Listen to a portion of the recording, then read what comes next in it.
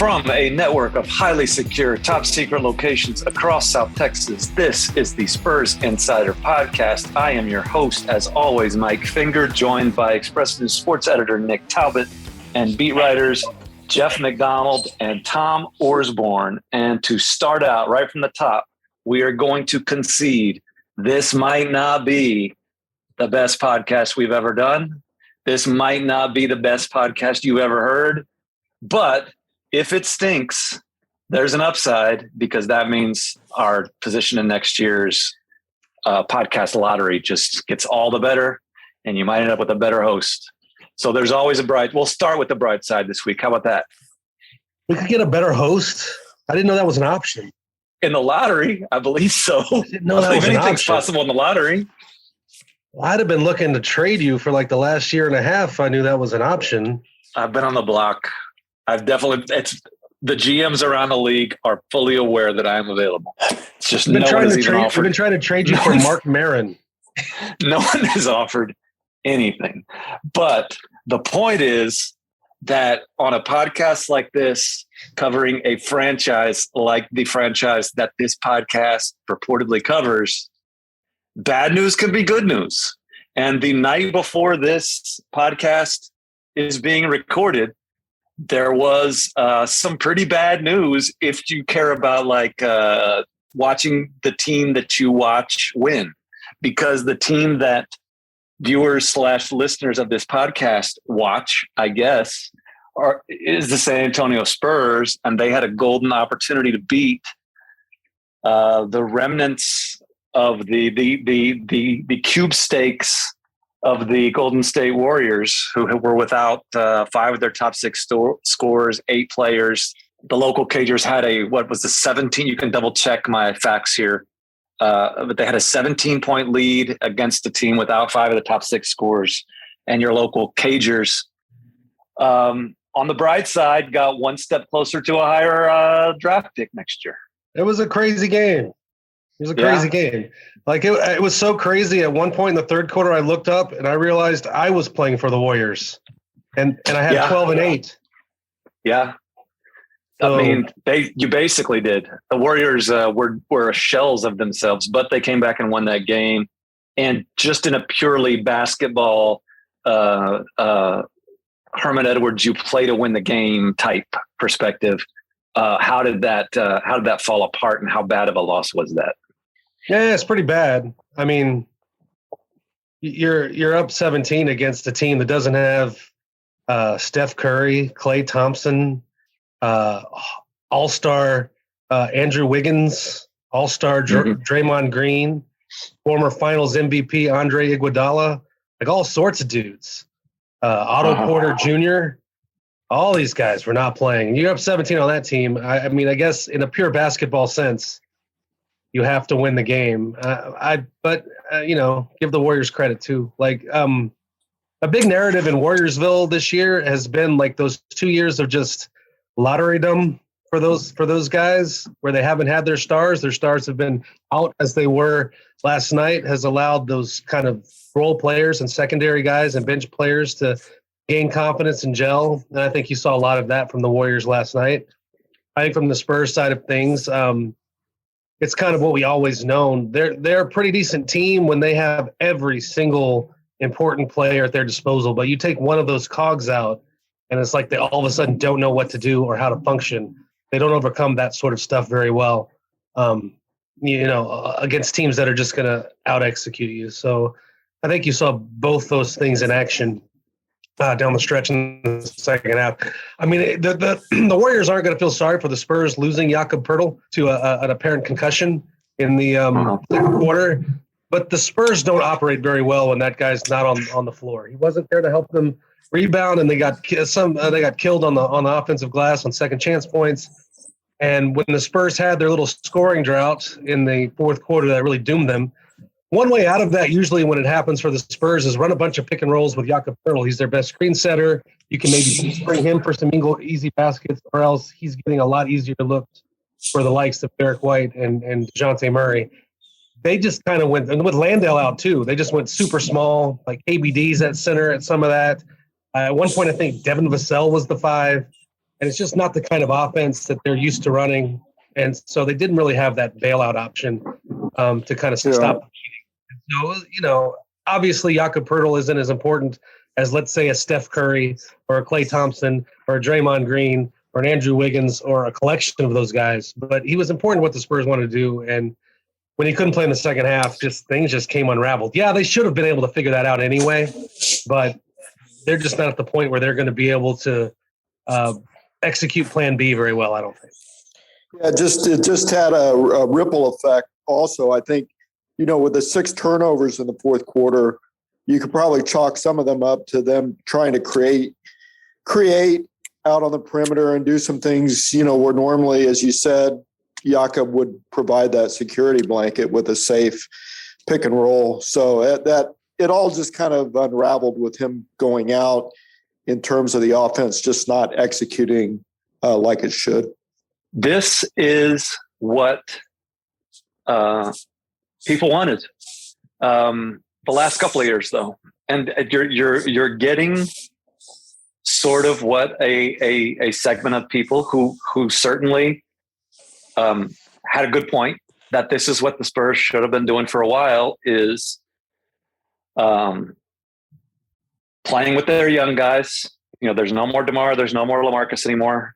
Letting them win or lose, and sort of enjoying the descent towards the lottery.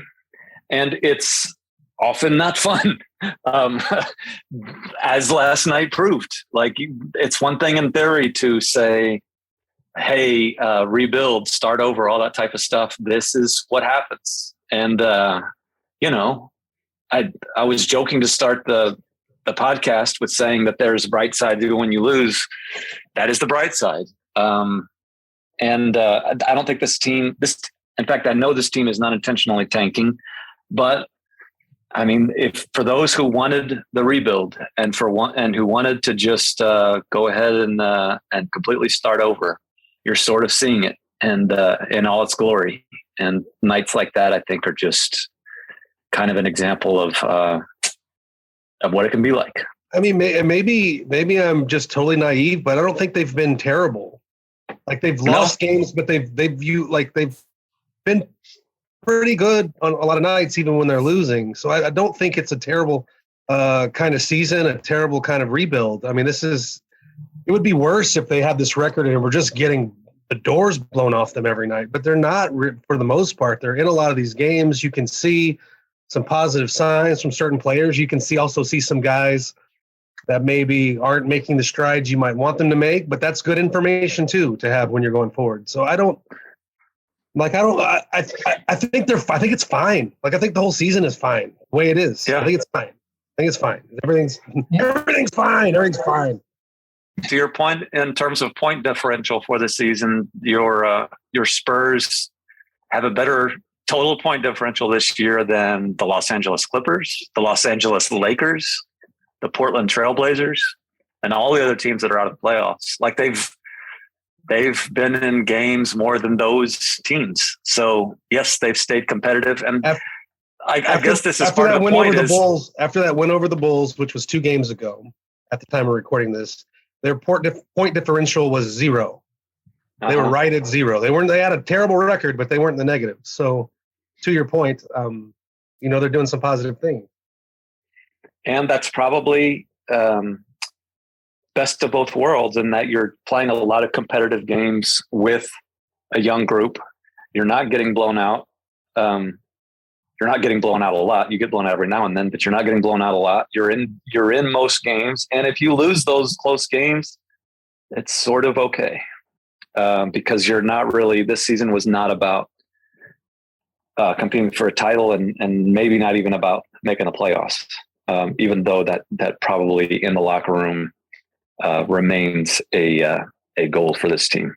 It's sort of slipping as of the recording of this podcast, 2.5 out of that 10th spot, almost 7 games out of that 8th spot, which is significant if you want to win the play-in tournament. The thing about the play-in is you're almost never out of it. Like, 10th place is never that far away. Right. I don't think Portland's going to go on some magical run that's going to just distance them from the rest of the field or whatnot. So, they're always in that if you're really interested in it. You look at where they are in terms of their rebuild, and Jeff, this goes to Jeff's point that everything is fine. It's just fine. You look at the teams that are also rebuilding. I'll put that in quotation marks because one of these teams is the Detroit Pistons, and I don't know if they'll ever be rebuilt. But Pistons, Magic, Pacers, Thunder, Rockets, and I'll even go and say the Kings or the Trailblazers. But what roster would you rather have right now in their process of their rebuild? And I would almost choose the Spurs almost over all those, even though the Trailblazers have Lillard, so they're Dame, so they're for now. Say that, yeah, for now. Exactly my point. For now, out of all those teams, I'd rather almost be starting with the Spurs roster and where they've developed these guys and spent the last couple of years developing them and having them having them play with DeMar so they can learn with someone and help to those points. I just think they're in a better place than a lot of teams that are approaching the lottery. That said, the Spurs are probably going to end up with a high lottery pick, 6, 7 right now? And that, bodes well. You add in a top 6 or 7 pick and you're further along than maybe a lot of people think you are at 19 and 33 as of recording this podcast. That's the bright side of everything. Here's an unfair question I'll throw out there. If you've had 2 straight lottery picks, so you've got a rookie lottery pick and a sophomore lottery pick, shouldn't one of those guys be in the Rising Stars game at least? Yes. I was surprised that Devin wasn't in the Rising Stars game. That was my ham-fisted, since our host has left the building, I think. That was my ham-fisted attempt at a segue. It's very good. Your host is not outraged by those omissions in the least. Oh, no, I'm not either. Josh Primo wasn't going to make it at all. I was kind of joking. Right. He wasn't going to make it at all. He hasn't played enough in the NBA. And Vassell's I can't get outraged over a Rising Stars thing anyway. But Vassell's had a nice little he run. Should have been on there. I like Devin Vassell as a player. I think he was a solid pick and has potential. But it's like if you're just looking stats wise, he doesn't jump off the page as a huge snub. Like all those guys are kind of in the same mix. Sure, yeah.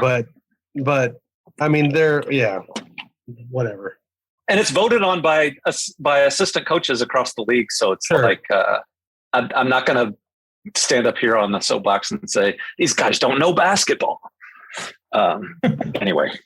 I think what was interesting about it was a rare instance, where a player, he admitted at shoot around yesterday that it was a goal for him to be on that team. And then DeJounte made it clear after the game, that it was a blow to him. He said he took it. DeJounte said that Devin took it kind of hard, and you could tell by his body language and facial expression that he was disappointed. So that was kind of a rare glimpse in Spurdom, to see that. Yeah, I can't get worked up about the Rising Stars roster, but do we really need 3 Pistons in this game? Isaiah Stewart was the guy that surprised me the most over Devin. If we're just picking and choosing players here, you can also, Jaden McDaniels. I mean, a couple of those Pistons probably belong, but it is what it is. It's a Rising Stars game. It's hard to get mad at it, right? I guess on the positive side, it puts the proverbial chip on his shoulder. That could drive him a little bit more. He's going to show those assistant coaches. Exactly. I didn't weigh in on Nick's question earlier, but I did think about it while we're talking about the Rising Star game. One thing I will say, and this goes back to the bigger picture of the rebuild. Are there complete rosters that you'd rather have than the Spurs? Like the Spurs had the best, the most complete roster of, hey, this could be a guy, guys, of all those teams that Nick mentioned. But this is the essential question of rebuilding. Do they have that? You need more than a bunch of, hey, they could be a guy, guys. You need the star. And the Houston Rockets have picked in the top 3. The Detroit Pistons have Cade Cunningham, who is a top pick. And maybe he doesn't become a star, but those are the type of guys who do become stars. And the danger that your local cagers are facing is, hey, Lonnie Walker's coming along okay. Like he's showing some signs. Like this has been a pretty decent year for Lonnie Walker. Keldon Johnson, hey, he's better than he was last year. Devin Vassell, he got snubbed. He's outraged. The world is out. The whole city of San Antonio is outraged. Devin Vassell isn't in the All-Star game or the Rising Star game, and rightfully so. Is that why everybody was at HEB today, like buying out everything because of the Vassell riots that are coming? They thought that the Devin Vassell omission was going to lead to just panic in the streets, so that's why people went to HEB. Anyway, like all these guys, they've been good picks, but like, would you rather have that roster of, hey, these are all successful, these could be a guy, guys? Or would you rather have the roster with a bunch of crap and Cade Cunningham on it, or a bunch of crap and like Jalen Green and who else does Houston have? Your Christian Wood and your name your guy Tate, right? So like, I get that is still the question that this Spurs team will face moving forward. Is okay, they're better off. They have more depth than most other lottery teams, but does that mean you ever get beyond 6th or 7th or 8th in the conference? Yeah, like probably not. I can't. Like DeJounte's had a huge year, and we can talk more about him on this podcast. Like an unqualified success for DeJounte Murray. He's breaking through like they wanted him to break through. Like he's still not the best player on a top 4 seeded team, probably anytime soon. He needs significant help. And again, this is a recurring eternal theme on this podcast, but the Spurs are just kind of waiting to figure out how that help is going to arrive eventually.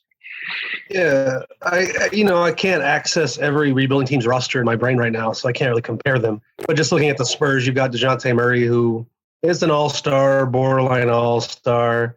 People don't want to hear it, but it'd be nice in 2 or 3 years to see what they have in Josh Primo. That was kind of the point of that that swing for the fences is, we're taking him at 12, but we think he could be a top 5 type guy. And then I think, you might get your wish this offseason, because right now as we stand, the Spurs are, they have the 6th best lottery odds right now, where they stand in the standings. And I don't know that's going to necessarily go up as the season goes on. There aren't a lot of just gimmies on the schedule. And even if you could eyeball them and say they're gimmies, I mean, they just lost to, Golden State's dregs last night, and they've lost to Houston this year. There's no really slam dunks on the schedule. So I think you're in a pretty good spot to get a top 10 pick, maybe even a top 5 pick. So that maybe that's where that comes from. Is this offseason?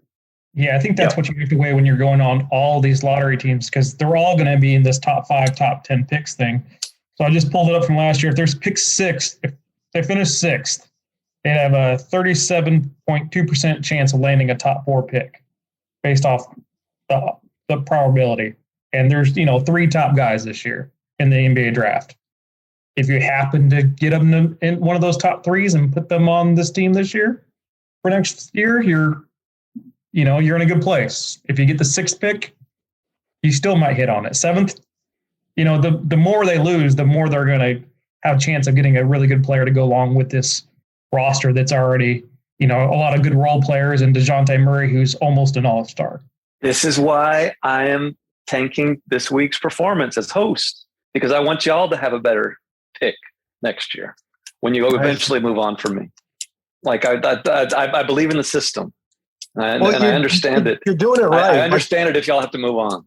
Like the way to do it is to just pretend you're naturally this bad. Don't be obvious that you're tanking, but just be naturally horrible, and you're doing a good job of it. I've been doing that for weeks, for years, actually. Is this someone paying you under the table to lose games? That's the big question this week. That's the owner of the Miami Dolphins has been doing that for me for a while. Yes, 100,000 per loss. Just the same deal he gave Brian Flores. You're not getting paid over the table, are you? Oh, I've never been paid over the table in my life.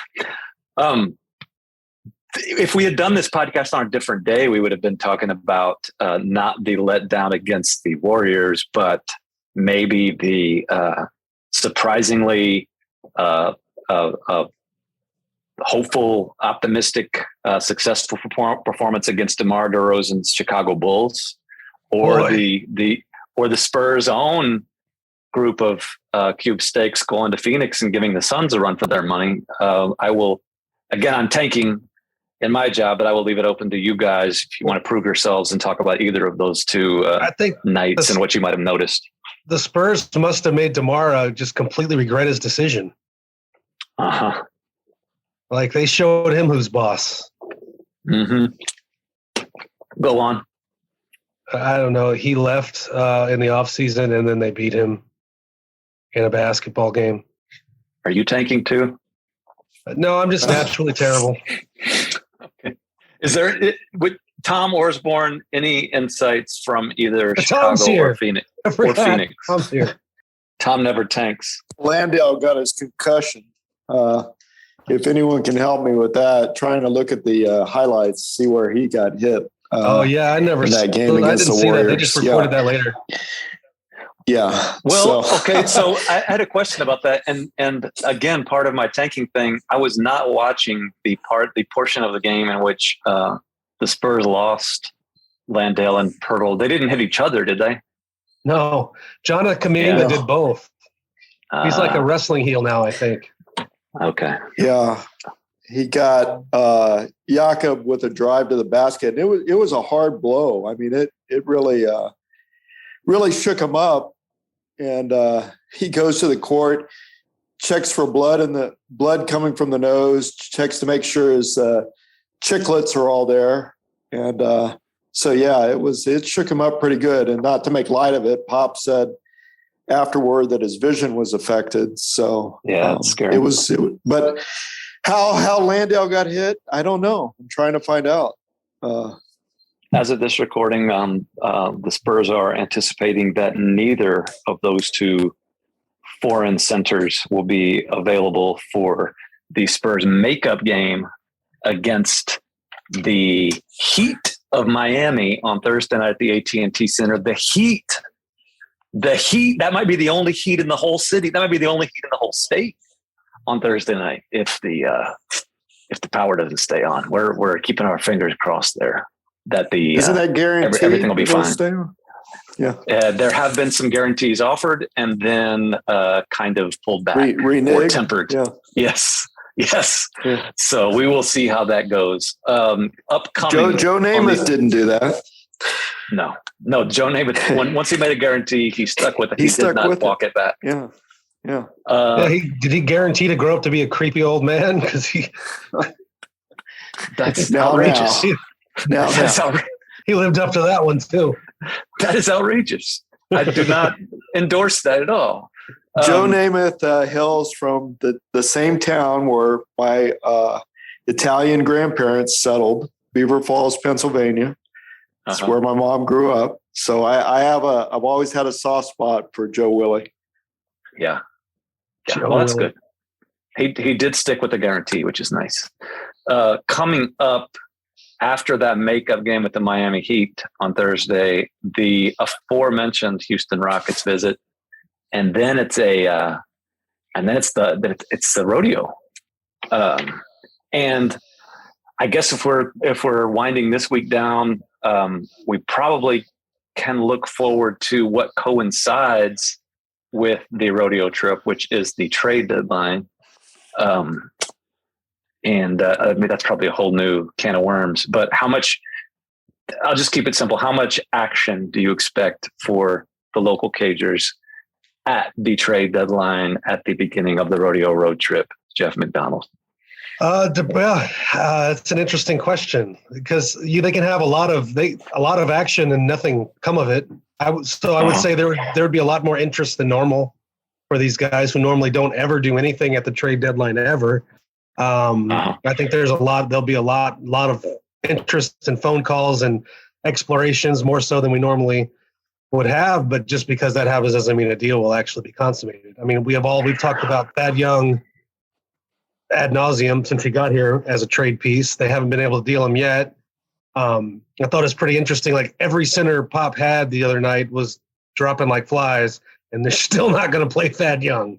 Like we'll play Keita Bates-Diop. We'll let Devin Vassell figure it out and go super small, not playing Thad Young. So, like that's a guy that might be out there. A couple of things I don't think there's anybody on the roster that's like untouchable.